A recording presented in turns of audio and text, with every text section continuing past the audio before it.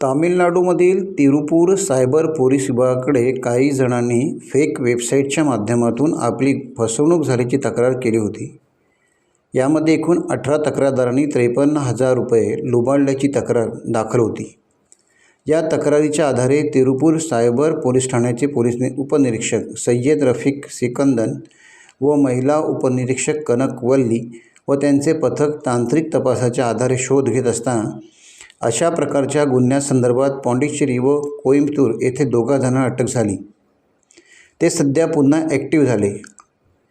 यानुसार त्यांचा शोध घेतला असता महाराष्ट्रातील पनवेलमधील इंडिया बुल्स या सोसायटीमध्ये ते वास्तव्यास असल्याचे माहिती मिळाली.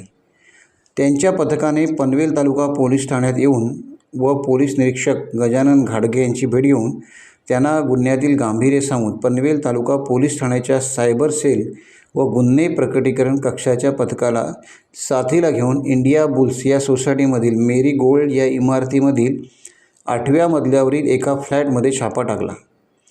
तामिळनाडू परिसरात वास्तव्य असलेली 13 जणे येथे एकत्रितपणे राहत असल्याचे आढळून आले. त्यांच्याकडे मोठ्या प्रमाणात मोबाईल फोन, लॅपटॉप व इतर साहित्य आढळून आले.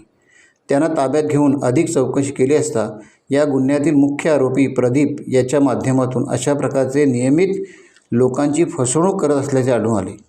त्यात 2 मुख्य आरोपीसुद्धा आढळून आल्याने त्यांच्या विरोधात सायबर ॲक्टनुसार गुन्हा दाखल करण्यात आला आहे. टाइम्स डिजिटलला लाईक करा, शेअर करा, सबस्क्राईब करा आणि बेल आयकॉन दाबायला विसरू नका. Times digital.